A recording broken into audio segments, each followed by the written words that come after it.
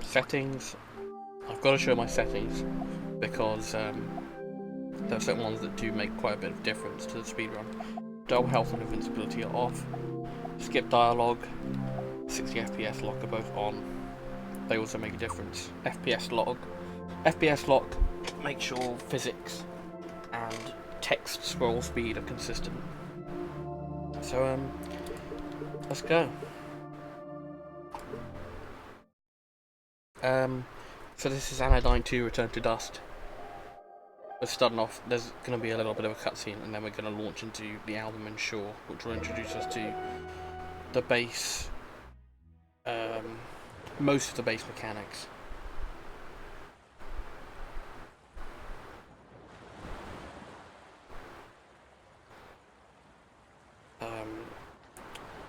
So first, this is our character, her name's Nova. She wakes up. I'm going to walk over to these things called yoke figures.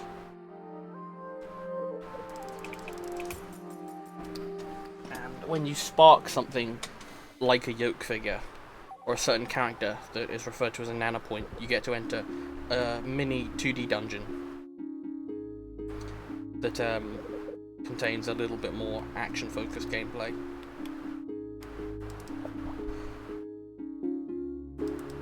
So this is the Yoke of Yummy. We get some cereal from it. It's just the very first little area of the game that introduces us to the basics of how things work.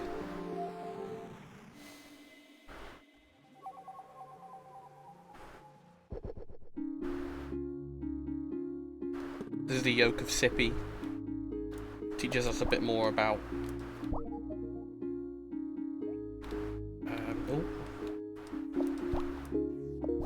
shooting at things.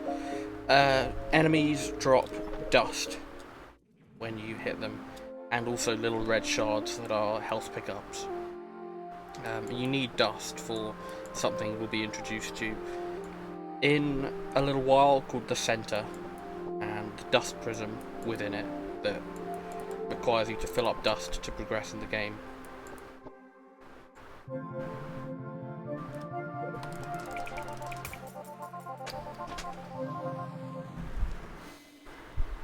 So my chair can be a little slippy sometimes.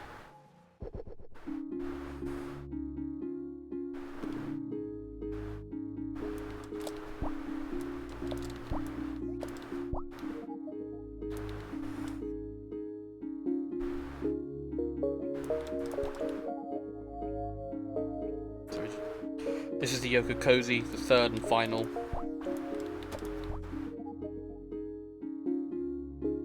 Of the yokes in the Anodyne Shore. Trying to get a bit of dust from it. Go around, we solve the two pathways. Alright. Warning for flashing images coming up.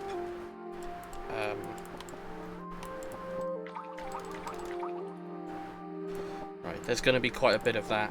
This game features something called pause gliding. Your vertical momentum resets if you pause and unpause. You can keep doing that, and you can stack them on top of one another to do little things like that. There are bigger ones a bit later on. So now we're out of here.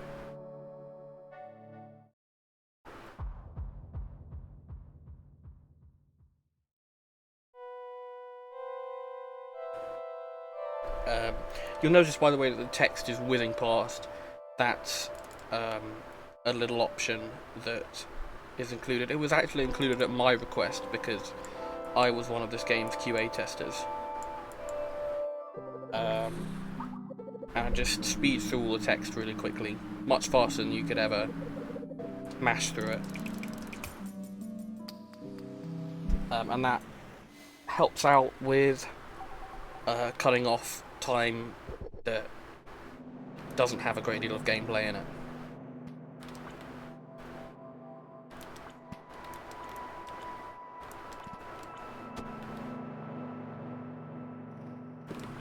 Coming up, we've got our first nano assassin.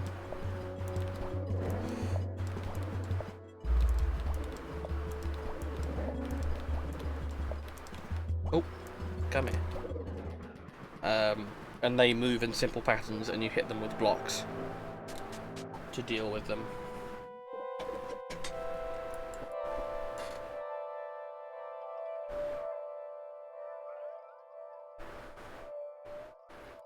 And now we walk out, get a little cutscene, and then we're in our first major area of the game, which is called Center City C-Note.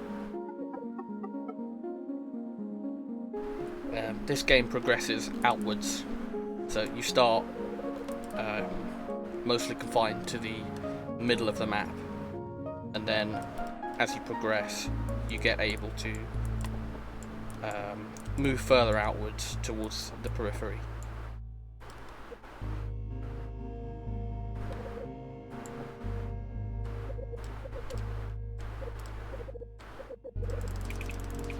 So the basic story of this game is that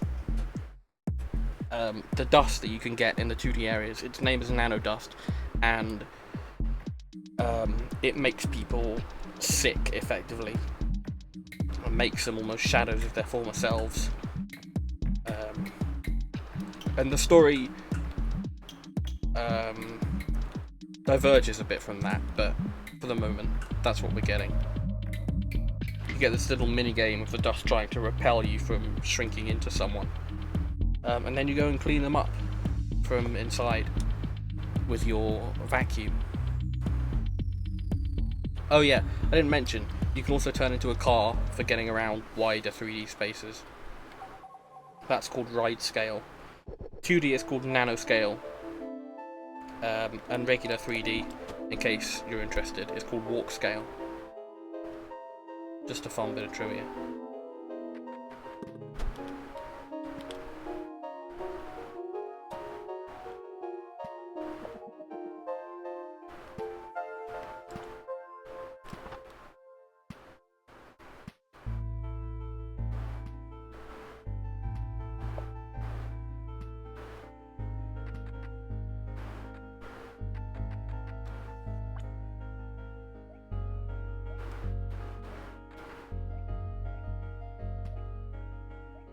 These babies, an extra gate pops up if you kill one of them. They're innocent and shouldn't be harmed, so if you do in fact harm them,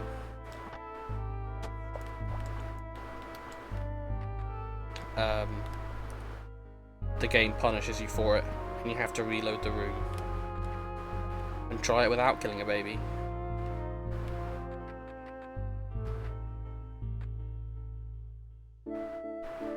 So we've gone and collected some keys, put them in the sockets.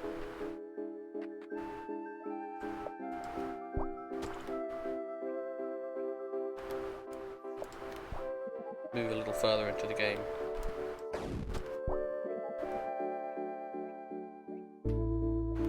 So what I did there is complete one of the criteria for the room, and then reloaded it to reload the babies, and it also saved the gate. Here's another nano assassin. I messed it up a little bit, but I was getting some hits in early before I hit the trigger to make it move. Just saves a bit of time.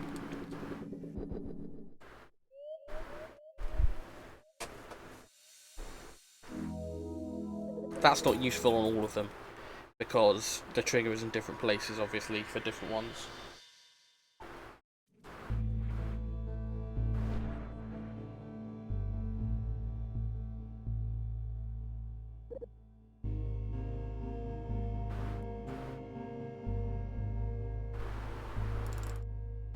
We're going to move on to our second nano point now, called Bran Maligden. Mysteria was ill due to the dust. Bran is angry. That's a sort of sickness from it. She's at the top of this construction site. Oh no, wait, one more.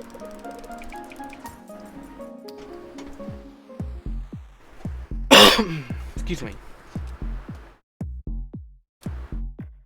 Get another little mini game. It's called a dimension dive. I think it says that? Yeah, it does. And there are little patterns on the floor, and you hold the corresponding direction to shield yourself from the advancing dust, and then you reach a line on the floor, and that's when you beat it.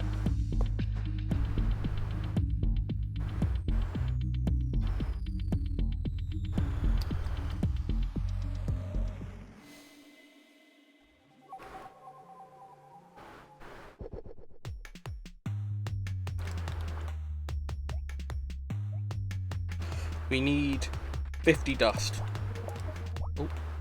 by the end of this.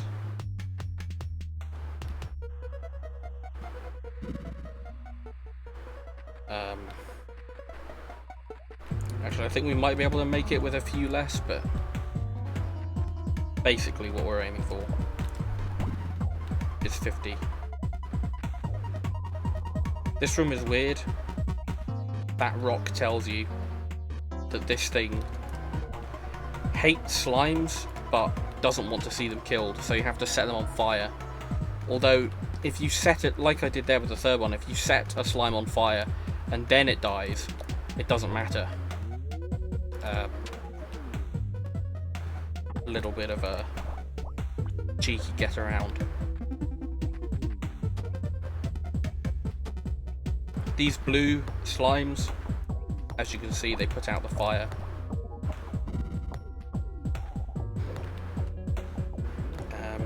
They're not always useful. Sometimes they're a bit too far out of the way because you walk more slowly when you have something sucked up.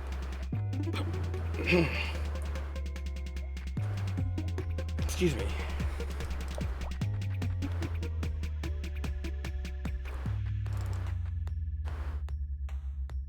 And here's our third nano assassin, technically. Second of C note.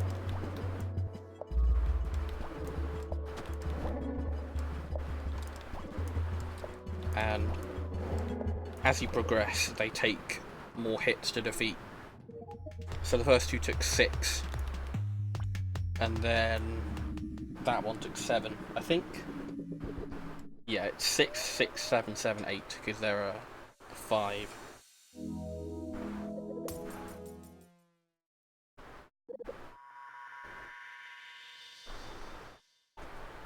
Ooh. Very nice. Okay. So it's just a bit of a reflex at this point, trying to straighten my chair up. Right. Flashing lights warning again.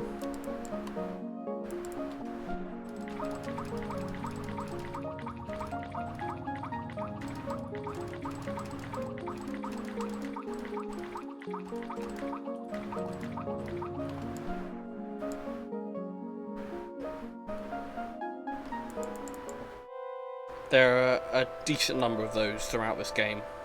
That's quite an important thing to note.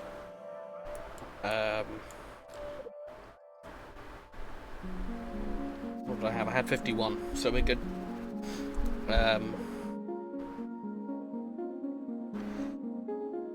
Yeah, you can combine the pause gliding with ride scale to cover great distances in the air. Very helpful.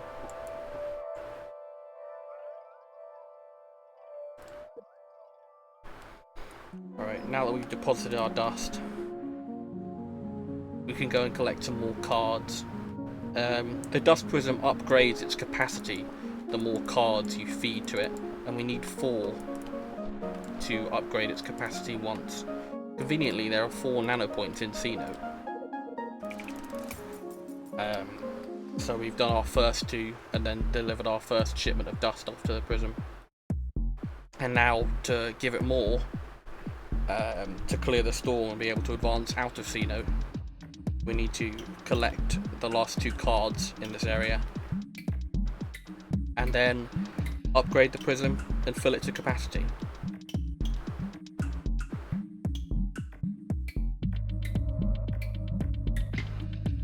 Oh yeah, you saw me jump on an NPC's head. You can use their collision to get around a bit. I also did that with Bran to get over the top of the collision for the construction site skeleton thing.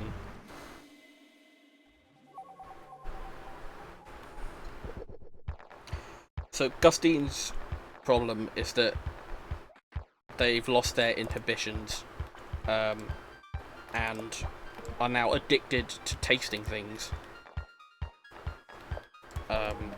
So their entire body is now covered in taste buds, and they've got this big long licky tongue. So this area has affectionately been referred to as the tongue zone. So there are all of these tongues about. Okay, good. And they form a lot of the puzzling bits. There are different obstacles and things to play with in each of the nanoscale areas, so there's a decent bit of variety.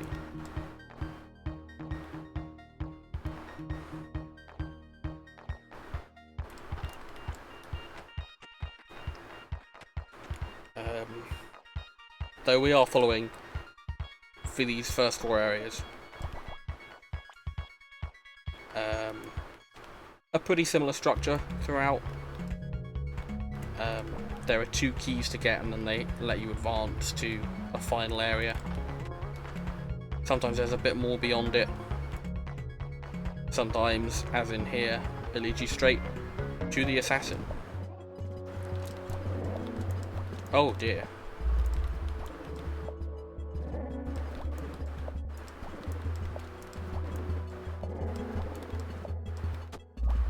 Ah, oh, that's not great.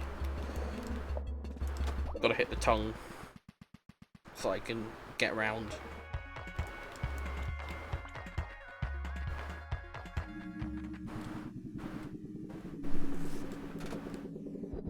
Ooh. Let go slightly too soon. That's alright. Not a huge deal.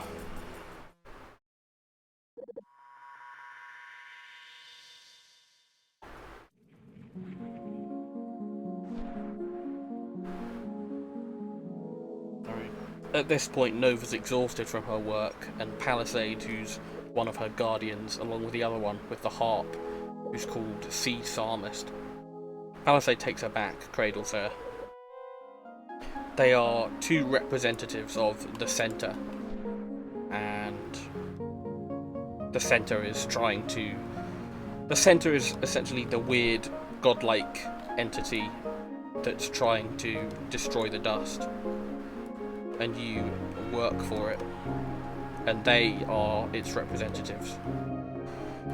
So in this place you've got to talk to these weird wormy things called Guams, and then you can talk to their parent, the Great Guam, who says, please help us, we have forgotten our nobility and we're rolling in filth, or something like that.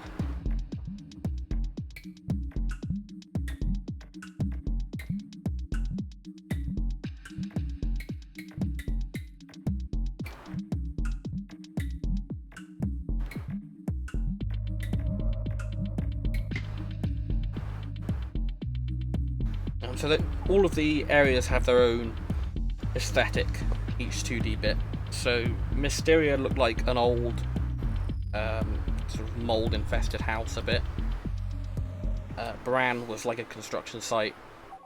Gustine was a sort of concrete, weird sky world. And Great Guam looks like a diner that's covered in mud.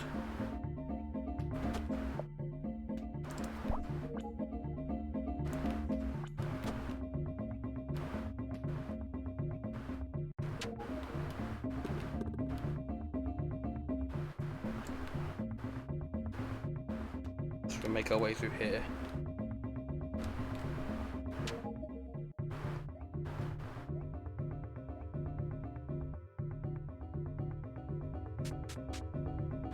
And then we get introduced to these ladders, which take us down a level to a dark copy, essentially, of the same route, and you have to figure out where the collision is.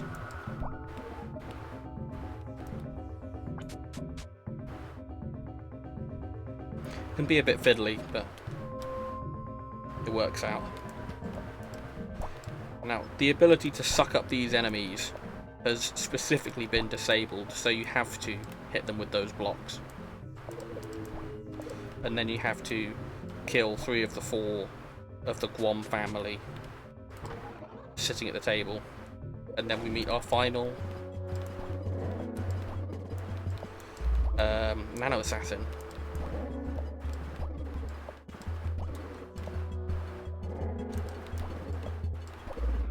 And that went really well, that fight.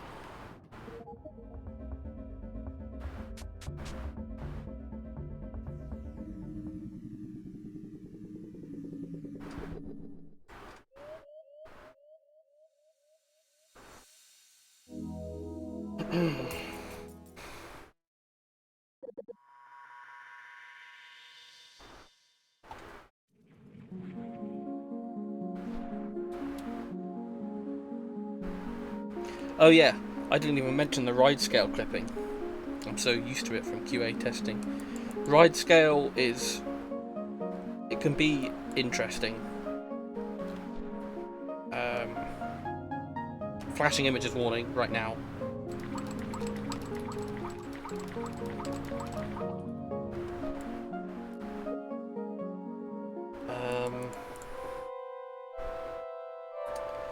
What was I saying? Ride scale clipping.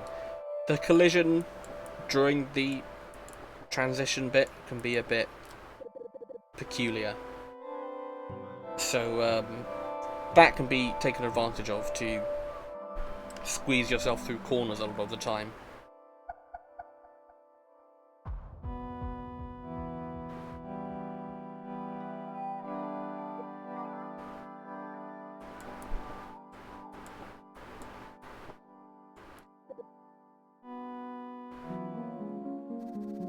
Okay, good.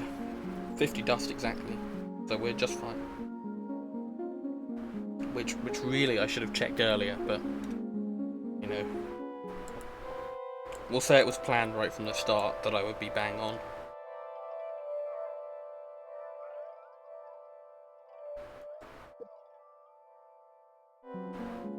Alright.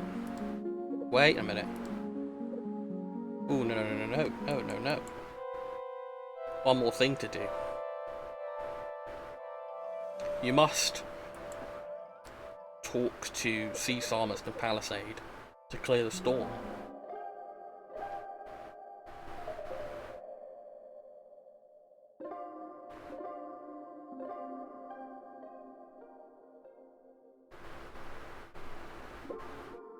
Knew I was forgetting something.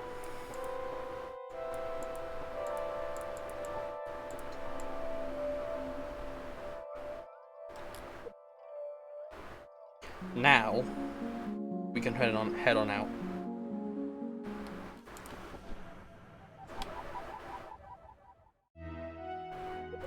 Here Palisade gives us her very own card. And we're not supposed to use it to upgrade the prism, and indeed we don't. Palisade gives it to us for our own protection. She has to go away for a while.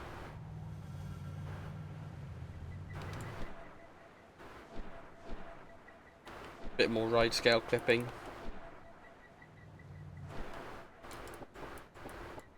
And out here, in this new area that's called the Blue Veil, there are also some cards present in 3D, and flashing lights again.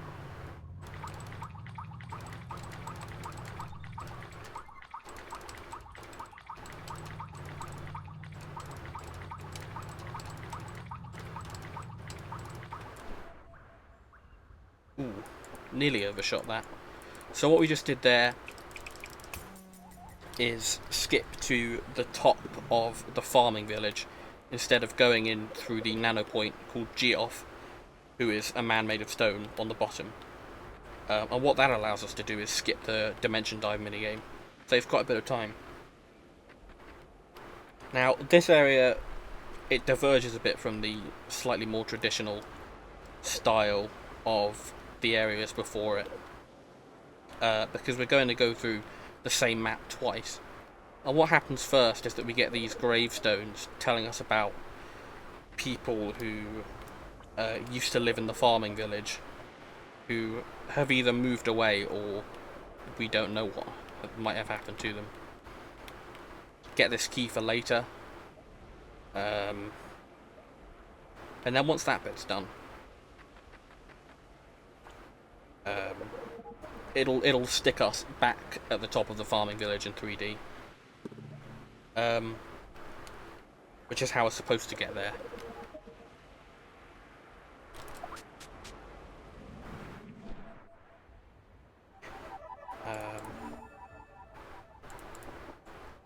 We can do a little platforming skip up that nook. And now we get to experience all of these people in their more alive states. So each nano point, it's sort of a trip through their mindscape. You can see what the interior of them is like.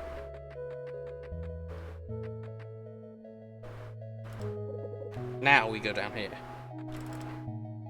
So that key, very luckily, stays with us through those transitions.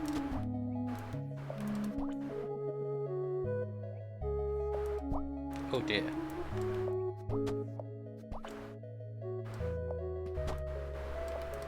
That's fine. There we go.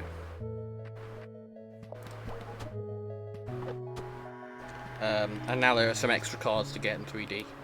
So we keep that key with us instead of backtracking by coming all the way back down here after getting the key, which is a few other screens up.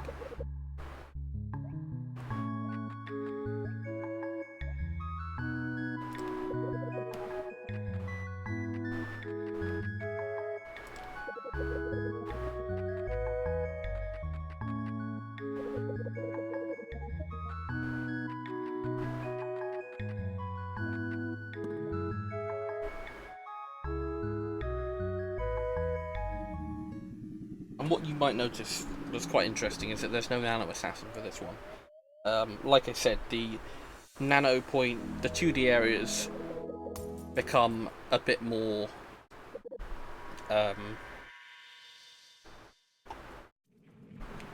broad in scope after C-Note.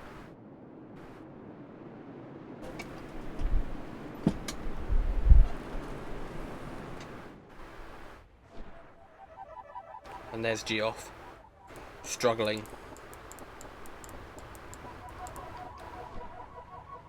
In his story, he's been working away trying to deal with an infestation of the dust in the fields of his village, but it hasn't been working. But he's kept trying despite that, and everyone else has left. Flashing lights again. Oh. Yeah, good, okay. Another card in 3D here.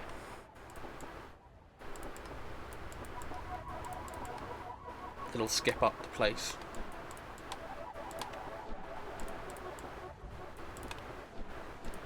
Bit finicky.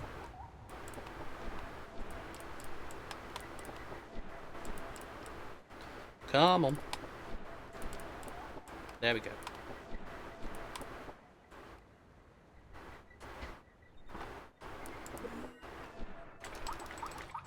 Flashing lights again.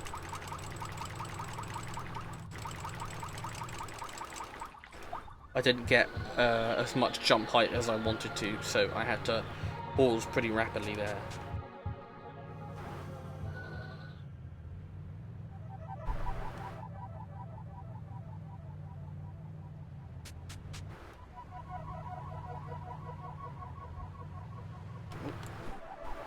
We now have 4 cards, even though we've only been to one of the 3 nano points in the Blue Veil.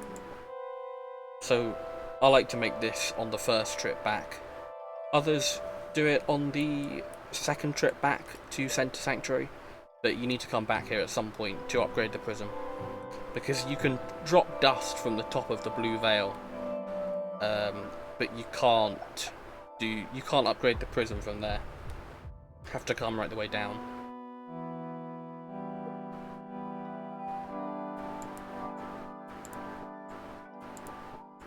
And while we're here, I'll drop that off.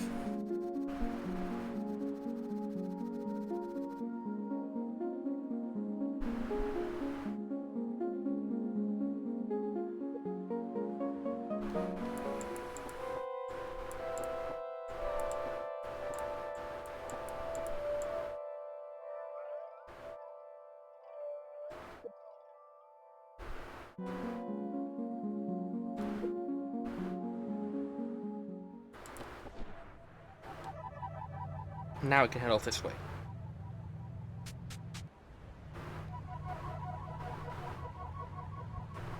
Flashing lights again.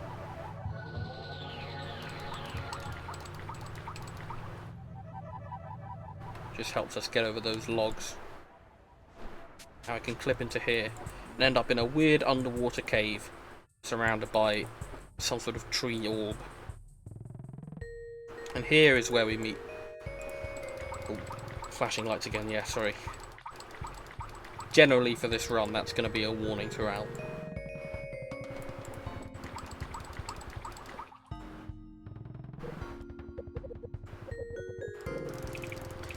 Here is where we meet Iwasaki Antimon, who is really anxious and quite upset that someone he idealises called the Tree Master, who is the best tree sculptor in all of Sinnoh, doesn't respond to his fan mail.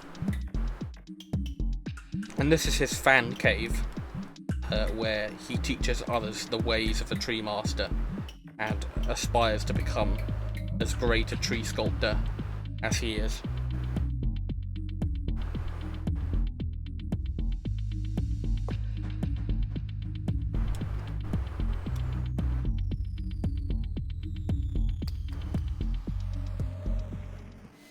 Gonna do a little bit of dust grinding here. Tends to help just ensure that you've got enough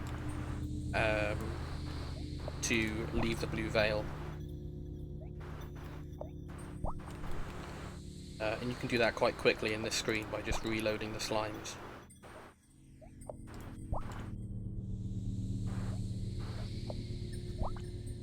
Do one more. There we go, okay.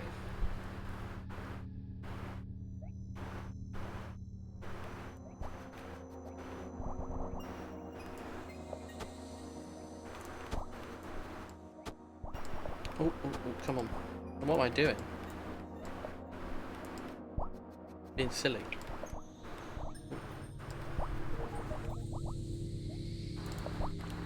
Okay, there we go. Need that key.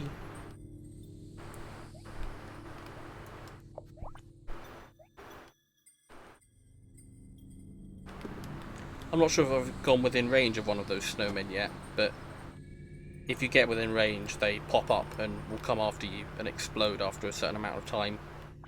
Or if you touch them. Like that.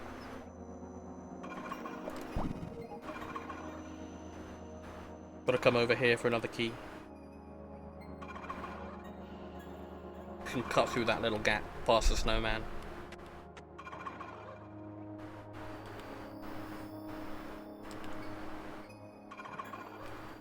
Can hide from this one behind the key gate,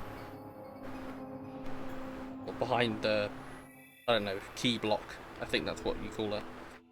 Anyway, at the top of Iwasaki, you meet some more of his tree students.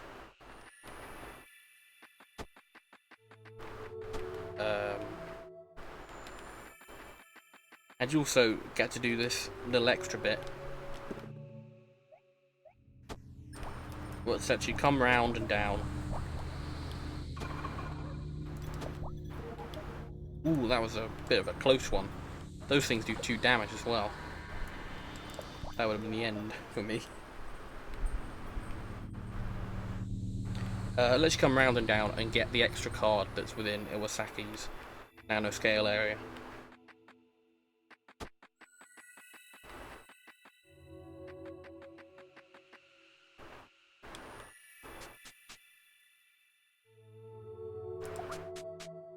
And then you get to leave through this portal and end up... This is actually the Tree Master's house, and you're in his garden. But you don't need to read the dialogue that you get from walking up to his house. You can just spark back through the mailbox.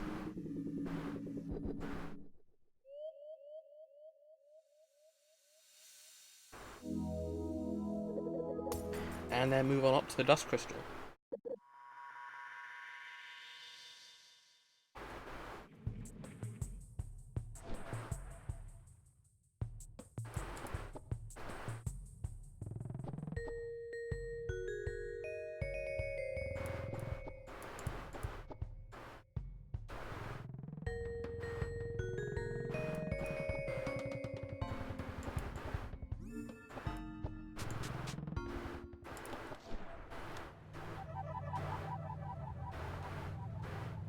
over here you can just sort of brush your collision against the walls of the forest to get just enough lift to get over those logs without having to get out of ride scale and jump.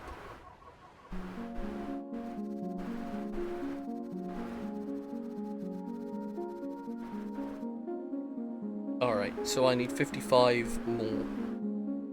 That should be pretty simple to get.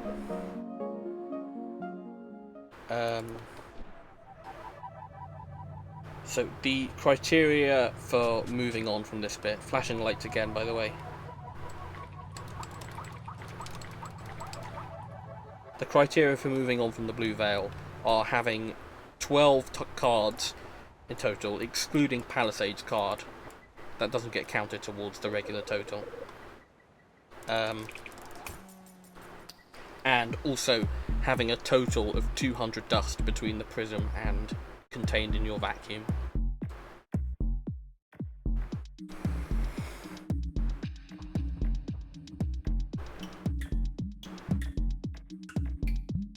So this is Clonway Jonstein. He's here with his sister Lonway, who works at her lab very studiously, and he's sick with the dust. He's got it real bad. Don't be put off by his cold metallic exterior. That's a very funny joke. No, Clonway's an interesting guy. But Lonway, his sister, helps you out here. Well, not really, just talks to you a bit using her nano drone, from which she can also access Clonway's mindscape. The way Clonway works as an area is that there are these little ghost versions of Clonway that mirror your movements, and you can use them to convert spiky things into spiky things that gravitate towards you.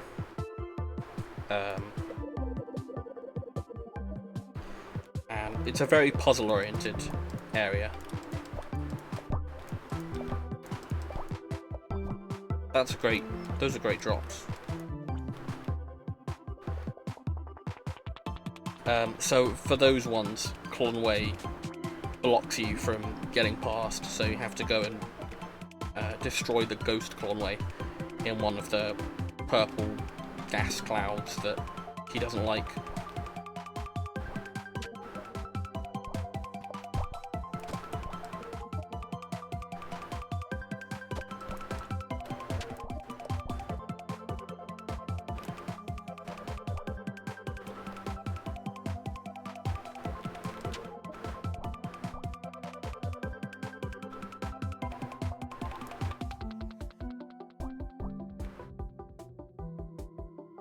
Alright. Clonway is laid out in test chambers. Each of these little people he talks to at the end, they are little social interactions that Clonway has, and they don't go very well for him. So he's sort of living them out and out. Or what you get told is that he's living through them and he needs help by removing the dust from his system to stop him playing out these scenarios over and over again.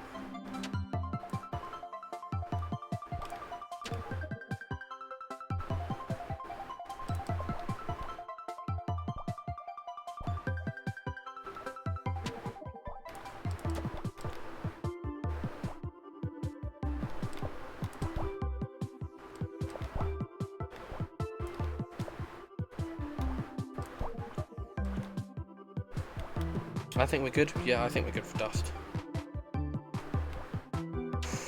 Oh, that was very close. That was a very close cycle. So this is the last of his little interactions. There are 3 test chambers they're referred to. There are 3 of those in Clonway's head. And there are, of course, these teleporting mechanics that let you zip around, and they swap your position with Clonway's. And now here's the big reveal of the story. You get to the crystal, and you can't break it down and get a card. And Lonway confesses that Clonway is in fact a robot. What a surprise. That she has engineered in order to test social scenarios. So Clonway is basically just a stand-in for Lonway, and Lonway is pretty insecure. She doesn't think anyone likes her, which is unfortunate. See a bit more of Palisade there, trying to fashion something nice for Nova. There's one more card to get, so we're gonna jump up on Clonway there.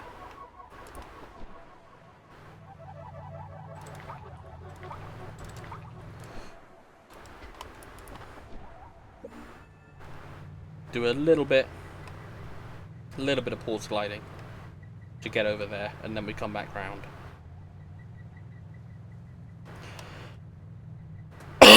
And now here is where the game starts to take a bit of a turn.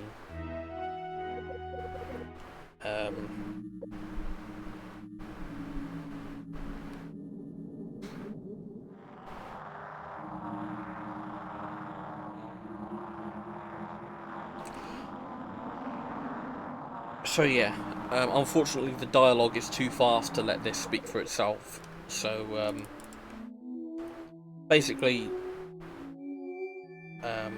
Palisade gets Thanos snapped out of existence or something, and it wounds Nova. You can see I'm not driving as quickly. And Palisade has told you to go to a certain place. So that's what I'm trying to do now.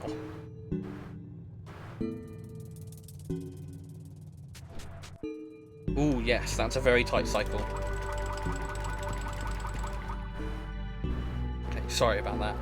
No warning beforehand. So I managed to make it through that without being forced to turn back out of ride scale. Because you only get a limited time in ride scale before Nova becomes tired and starts walking slowly again. And if you're just fast enough in Blue Veil East, you can make it round that corner without being forced out of ride scale. And then ride scale persists through loading zones, so it gets refreshed for the next one. So Nova has just traversed... Oh, press that by accident. The storm. Nova has just traversed the storm. This is Palisade Sigil. And it flips the gravity in the area. So we're now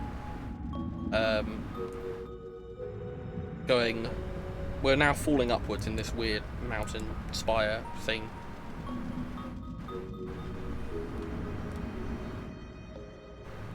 With the jellyfish in it, and you can see into space for some reason. And now at the top.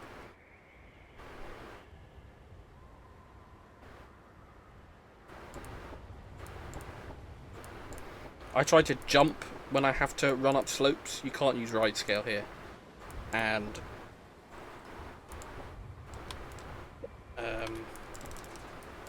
I have a theory that ride scale no, what was I saying? I have a theory that if you jump up slopes, you don't lose a bit of your forward momentum to trying to go upward. That was really nice. Ah, my head again. So that is Walgali. He's a dog. But he eats the fruit that Palisade has prepared for you to spark into. So you end up having to go into Walgali to get to it. And you get introduced to these strange creatures called the Dustbound. And Nova's very afraid of them because they live in the dust and it's very scary. And she plays Palisade's card, and shock horror, they just rip it up because they don't care. And Nova can't believe it.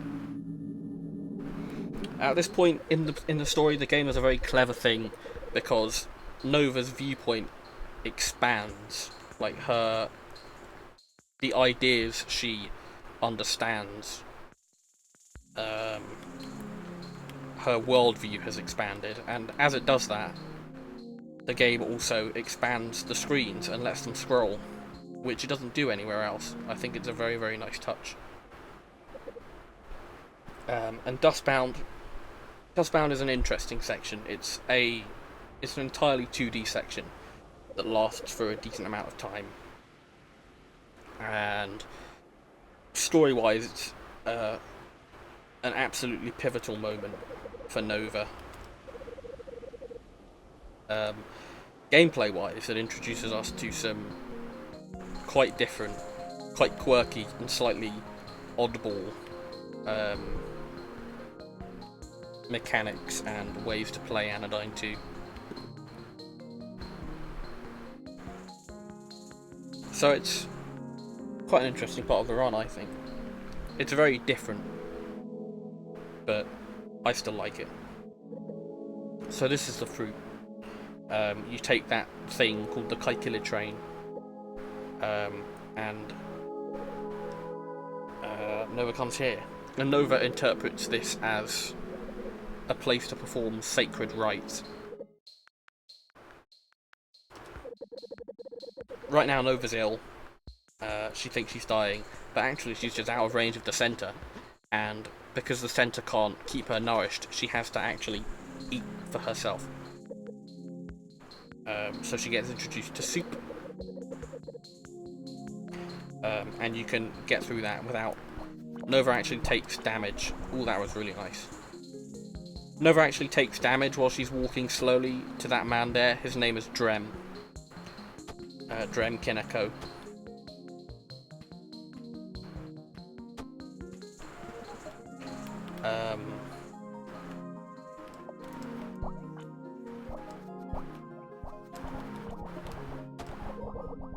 And he helps you out. He teaches you how to eat. She takes damage on her way there, but if you're fast enough, you can avoid any damage.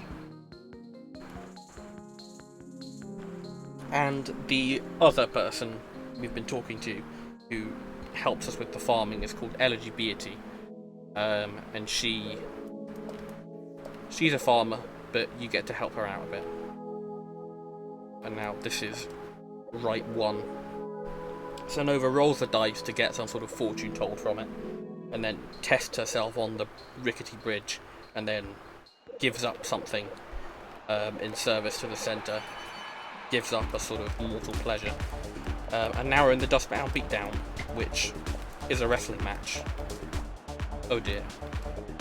Come here. Not the greatest Dustbound Beatdown ever.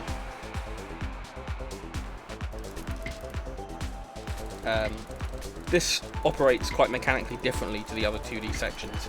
You can see the text on the right that tells you what you need to do.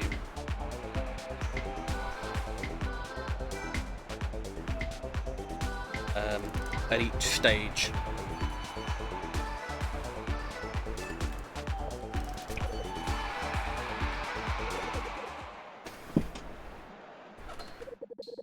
And then we get to do some more farming. At some different farm levels.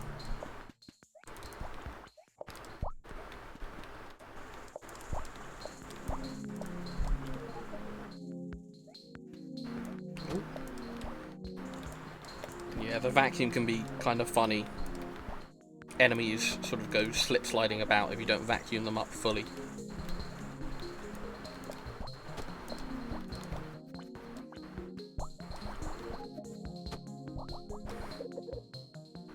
Nice. So that's our farming. Elegy has told us, by the way, that she is sick with the dust, but she doesn't want Nova to do anything about it. All these people are people who have embraced the dust rather than rejected it, and accepted it as a natural part of life. And that's quite key to the story elements of this game. But for the moment. back up and down the bridge. This is a rose that was gifted to Nova from Elegy, and she throws it away because she's trying to be ascetic in service to the centre.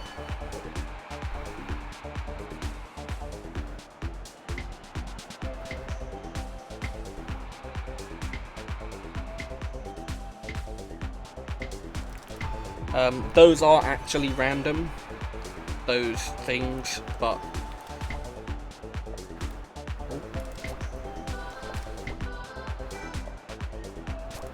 I don't need to be doing that.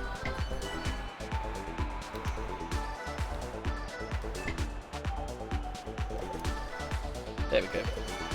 Those QTEs are random. But so you do have to actually react to them. But the last one is always square or X. So this is where Elegy, we think she's going to die, but actually from the dust, she has a baby. Out of her shoulder, I think. It's quite it's a bit like Zeus having Athena out of his head, except there's no axe involved. And they're dust channeling to play peekaboo now, and this makes the Glandilock seed in Nova's head, thing that we got at the start, pretty angry, because her entire way of life is based around resisting the dust, and they're using it for fun. And Elegy's exposing it to a little child.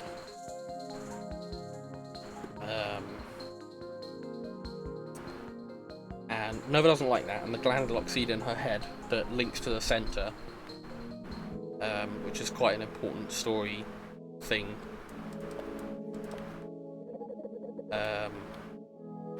makes her pretty frustrated. Ooh, no, come on. Bridge can be annoying sometimes. Wasn't quite quick enough in the draw. So the final sacrifice is Nova. She decides to sacrifice her own life in service to the centre.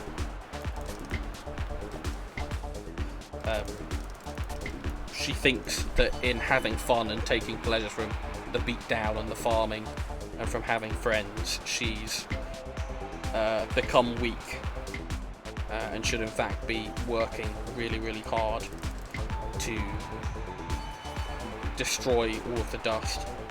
Now we get a bit Kirby. And Drem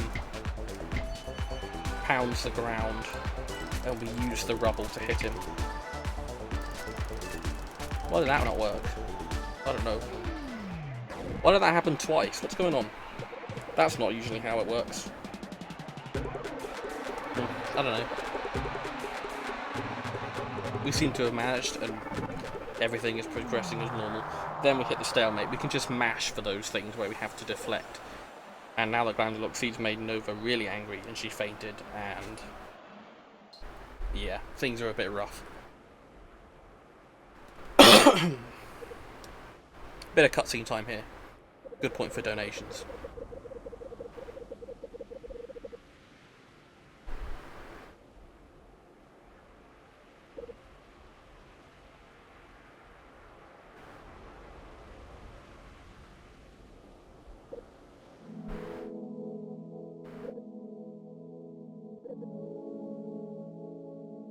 So yeah, Nova has gone back to Handfruit Haven to perform the rites and apologise to Palisade for not being able to summon her back.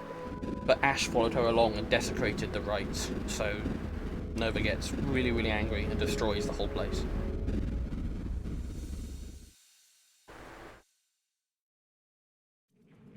And then she leaves, dustbound.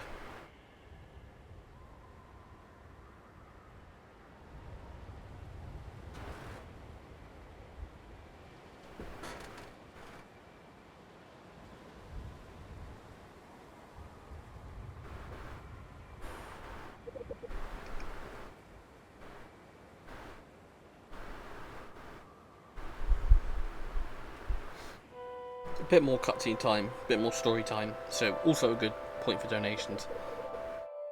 But I'll explain sort of what's going on. So, Sea Psalmist is pretty upset that Palisade's gone, and tries to console Nova, and is glad that Nova is back. But this new guy called Sea Visionary comes along and says, "Ooh, the world is changing," a bit like a sort of someone running a tech startup. Tries to modernise the centre and presents you with something called the Metaclean, which spawns a lot of little collectibles called Metacoins around the world. Gives you an item called the Metaclean Manual. You can see some of the Metacoins there. And allows you to purchase things in the menu. We don't need to do any of that.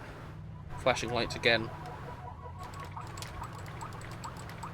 Since this is any percent, we don't need to do any of the Metaclean stuff, but it does provide quite a wealth of content for the game. Although it's portrayed quite cynically through the character of Sea Visionary. We're coming back into Clonway for a bit, because we're going to grind some dust. We're going to grind until we have 60.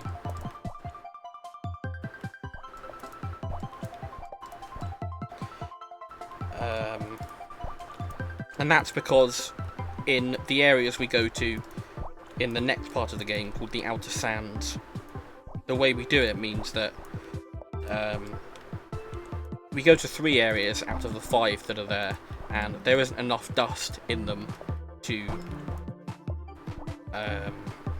get them all, get all the dust there, essentially, in either 1 or 2 or 3 trips. So instead we do this.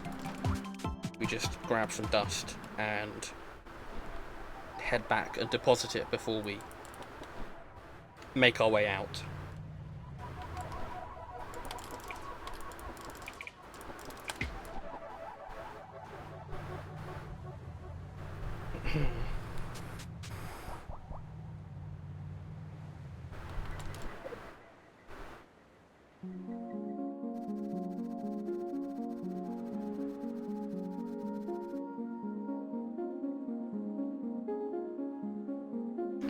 So for the next, I won't say exactly what it is yet, because it's perhaps not quite what you'd expect, and there's a bit of a ways to go so far. But for the next bit after the Outer Sands, we need 150 units of dust put into the prism. So we get 60 there and 90 through the Outer Sands.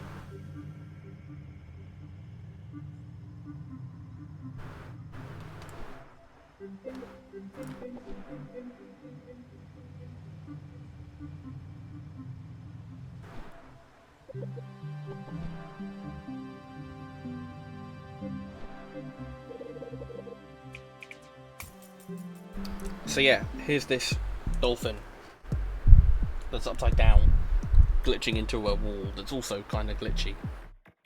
And then we have this weird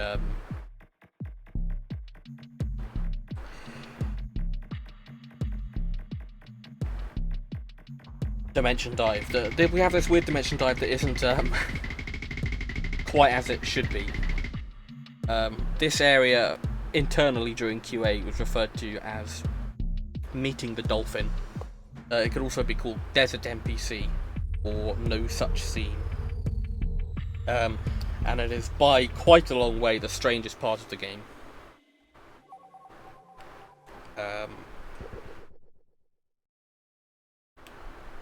So yeah, I don't know. It's something, alright. As we go through these 3 areas, we're going to be collecting things called Trilocks, which we attach to a collar, and then we give them to. We go back to Walgali and attach the collar to him, so we can revisit Dustbound.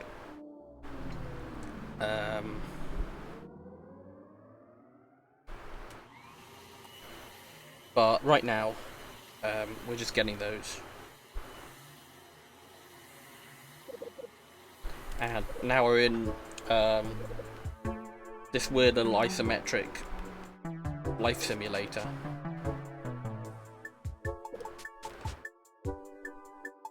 And we're on our way to work. This is Nora. She lives in this labyrinthine flat. Or apartment block.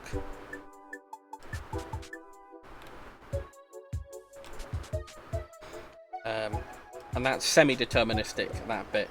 So you walk to work, and then you resume after work. This is quite a story-heavy area. Quite a text-heavy area. But for our part, we just hit all the triggers we need to. So there, we talked to the computer, and then we went back to bed. Now we've got to go and talk to the window. That weird gargoyle that was there before, on the corner of the building, is now missing. And now it's right here.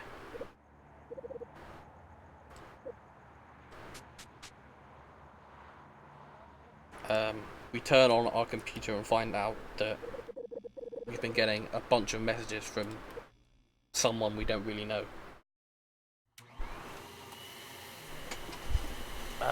Gameplay wise, that's largely it for Desert NPC.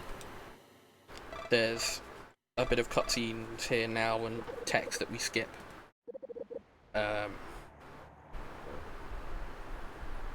And then what would follow, if you chose to do it, would be a horror segment in which the gargoyle comes alive and chases you. But the devs kindly provided an option to skip it for those who aren't so interested in horror.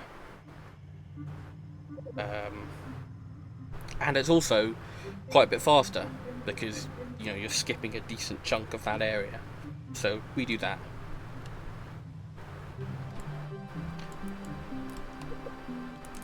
It's not the heaviest horror in the world. There's potential for it as a donation incentive, but that is not a thing for now, that's a thing for later. But I think it would be quite interesting. It's quite a peculiar section of the game, much like the rest of that section. Now we meet this face. His name is Menorma, and he lives in...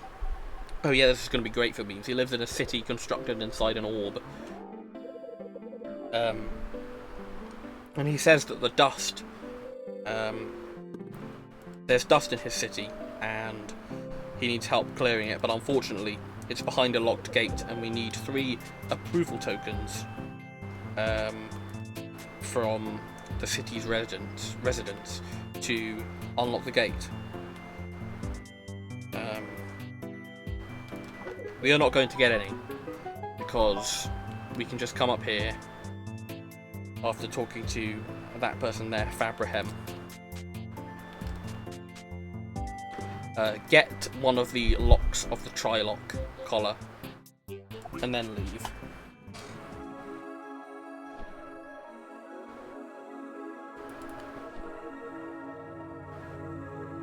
So now we're on our way out.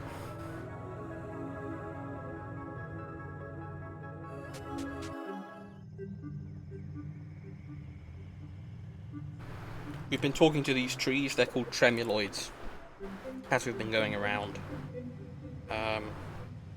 And they shake in a specific order and then point you to the next one. It persists between entering new areas and entering nanoscale, so we've done them conveniently as we've gone along.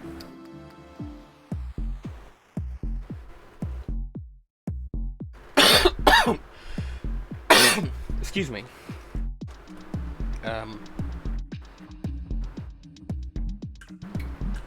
Now we get another dimension dive minigame.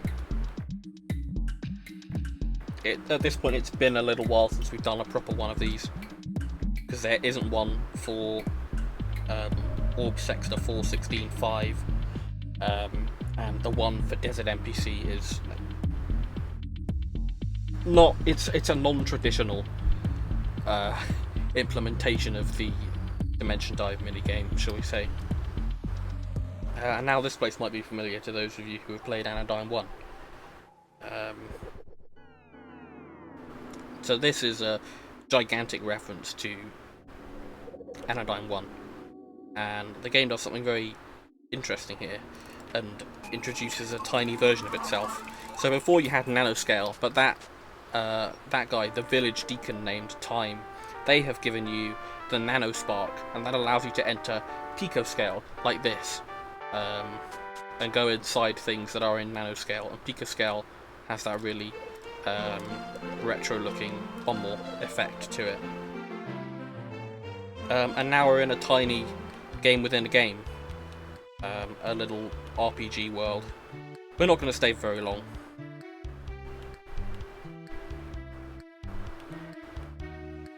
So I have 36 dust. We need to fill the canister.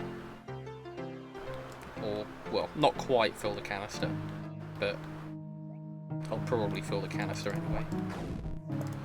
So here, there are a bunch of differently decorated slimes. There's one that looks like Young from Anodyne. There's one that looks like Aleph from Algae Productions' other game, Even the Ocean. There's one that looks like Waldo or Wally here in the UK. There are some baby slimes. There's this referee kind of guy.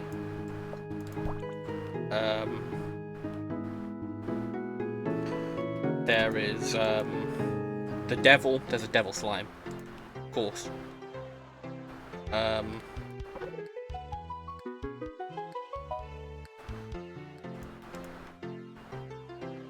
And we come here, we grind for dust, and then we get the final Trilock, and then we leave. So there is quite a lot more to New the Land, as that place is known. But we don't need to see it for the purposes of any percent.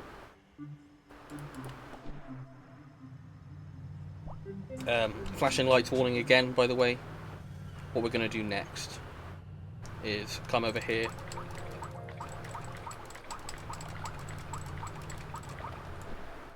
And grab this, which is the base of the Trilock collar. So the actual thing that fastens around the neck, rather than just the pieces that slot into it. That little place is called the Town of Import. It is... it has 2 residents, and the main person in the town is called No One. So, you know, No One of Import. Haha, get it? Right. But, he tells you about dreams he's been having about the boat, B-O-H-T, and someone telling him, commanding him through his visions, not to build the boat. So he asks about the boat, just in case he builds it by accident.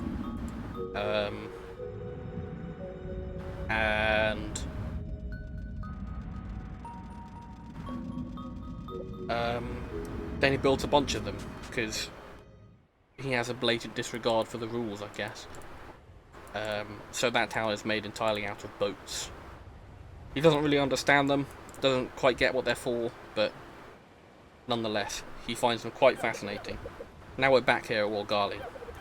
So Walgali tells us about the collar, which we've already got, and then we can pet him again, and put the collar back on.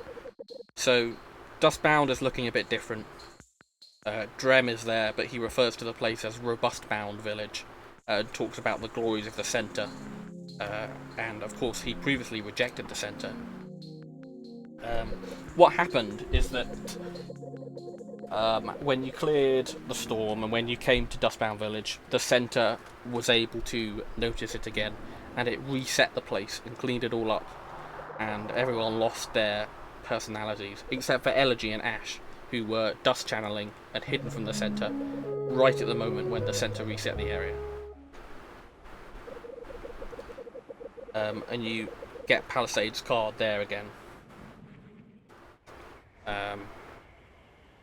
You get confronted with Nova's dilemma, which is either confront the centre, because the Glandilock seed, rather unsurprisingly, is a bit of a mind control device, and has been beating her up with thoughts of how horrible the dust is and how horrible she's been doing at combating it.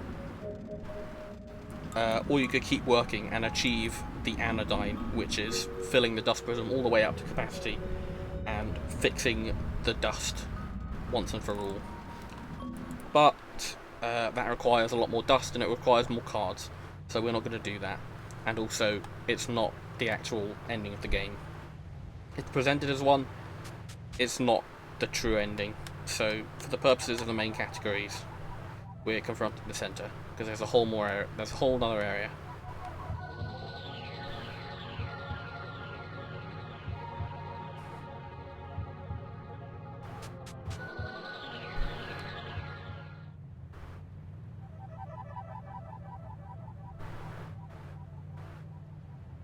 By the way, I'm sorry if you've been hearing my fan at all during this. It's quite a hot day today, so I can't really go without it.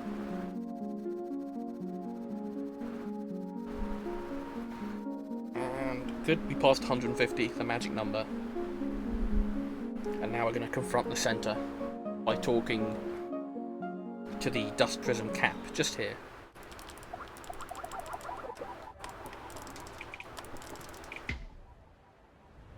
And we pop it off with the spark. Sea Psalmist is a bit upset because she realises that Nova hasn't been given any sort of life for herself or time to relax or play. Excuse me. But Sea Visionary is just angry. And then Nova, when she visited Elegy in Robust Bound Village, got taught to Dust Channel. And we see that there's another nano cleaner being brought on to try and achieve the same thing that Nova was going for. And then Nova sparks inside her. So now we're in Nano Cleaner Zera. This is the final area of the game. Oh, come with me. Bit more.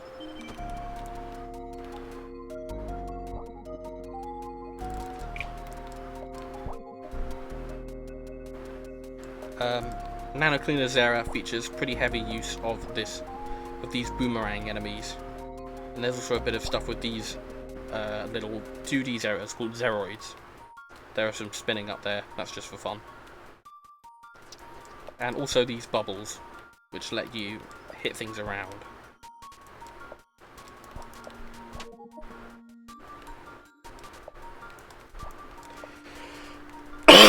Excuse me.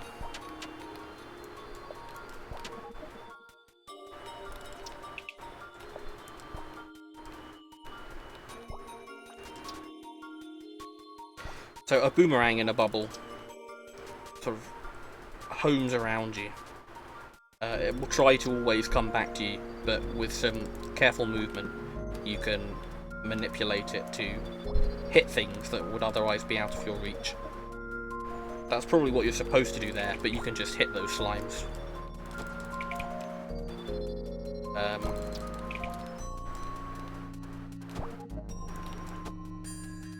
I'll grab that, just for safety.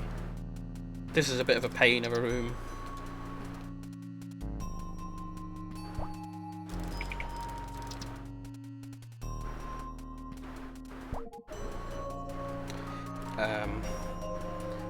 Fun trivia fact, those tendril-like things used to reset half as slowly, or twice as quickly, I suppose, in that room. It was nearly impossible.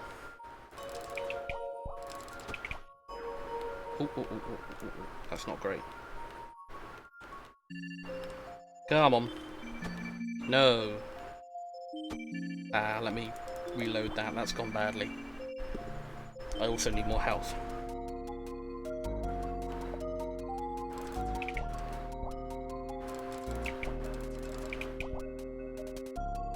There we go. Alright. Right, so remember those three things we got at the start of the game? The cereal, the milk, and the reguloid was the other one, which keeps Nova's bodily functions properly regulated for a Glandulock seed. Now Zera has been cursed with the same things and the same Glandilock seed, and we're trying to free her from that and give her her own life free from the influence of the centre. So we're going to destroy the cereal and the milk and the Reguloid, which is a bit sad on the part of the Reguloid because when you're introduced to it, it's cute and it barks like a dog, and it's this sweet, adorable little thing. But you got to kill it. Sorry.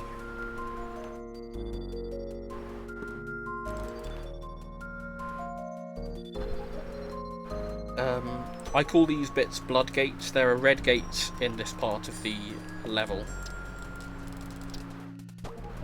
And you need to take damage in order to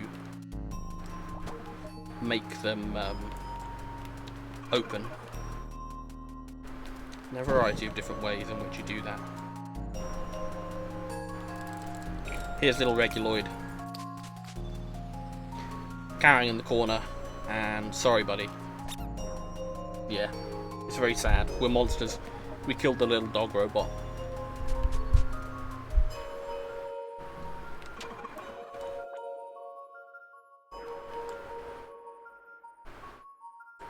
You can see that the little Zeroids next to each of the things, they start to shake once you've destroyed them. Because you were told at the beginning of the game that you can't survive without these things in you outside of your egg. And you're removing them from Zera, so you're thinking things should go well because you don't trust the center. I don't know. It's a bit convoluted. Just a little. It's a bit difficult to explain through this as well.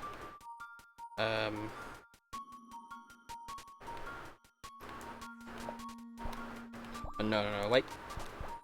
There we go. Right.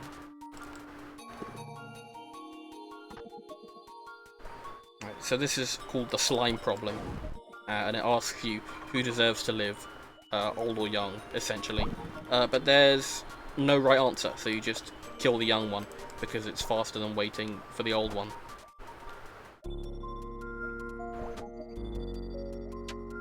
So yeah, we kill the baby. I don't know. Sorry, that's a little rough. You can vacuum these things to make them stop moving. Doesn't apply to the Reguloid because it's cowering in the corner.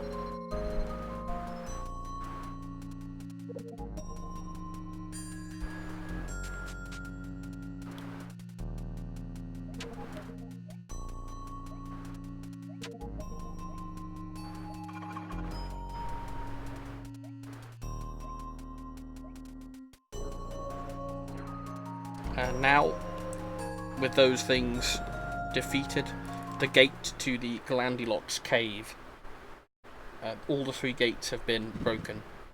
And now, we go and fight the Glandilock seed. And it's not very happy with us.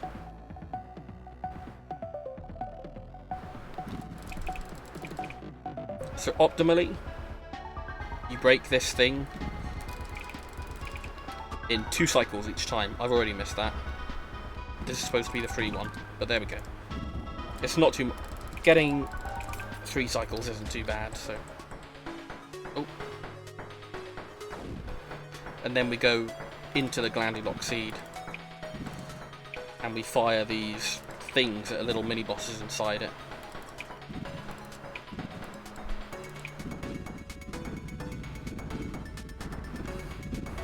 So 3 cycles so far. 6th cycle is the perfect number. 2 on each round. Ooh, somehow ended up facing down there. So we've got 6 now, so not fantastic, but we're alright. Now we'll go off here. This one shoots at us. Makes it slightly more threatening. I think these are RNG, the spiky things, although I'm not completely sure. They seem to be.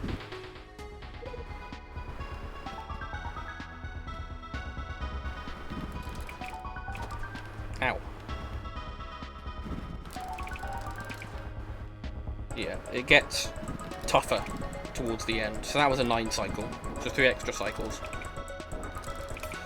It gets tougher in the last one, especially because there are 2 turrets shooting at you, and they are a pain to dodge. This one up here, it periodically lights up the floor, and it hurts you when it's fully lit up. But it's not that bad, it's only 1 each time.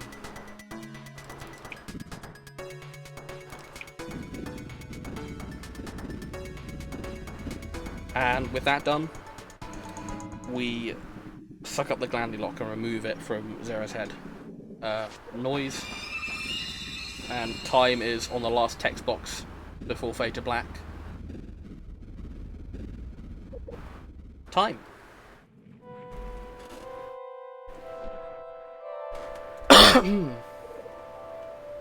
Excellent. So got a nice little PB out of that. Got a bit of a... Sorry, that's my chair again. Got a nice little PB out of that. And there's a bit of a body horror segment coming up. A sea visionary reveals his true colours and just goes for it, tries to eat Sea Psalmist because her energy is required. But Sea Psalmist, at the end of it all, finally understands. And you saw removing the stuff supposedly killed Zera. There's a little skirt there. But Sea Psalmist, kind as she is, dissolves into dust and beats Sea Visionary once for all. And then you find out, hey, Zera isn't dead, she's just been turned into a baby. All of the accelerated aging forced upon her by the Glandylock seed is sorted out, and everything's happy. We talk to no one, we meet Morgali again, and we get a boat, and we sail off out to sea from Outer Sands West. And then suddenly, who is it but Ash Beatty, and then Elegy. So, 2 mothers and 2 daughters together sail off and find a better life. And that's Anodyne 2.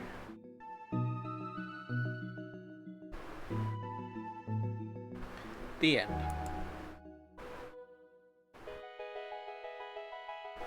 So that was Any Percent. Yeah. I hope you enjoyed it, and I appreciate very much you watching and considering this. We'll go through the credits because there's a little post-credit scene and they don't take too long.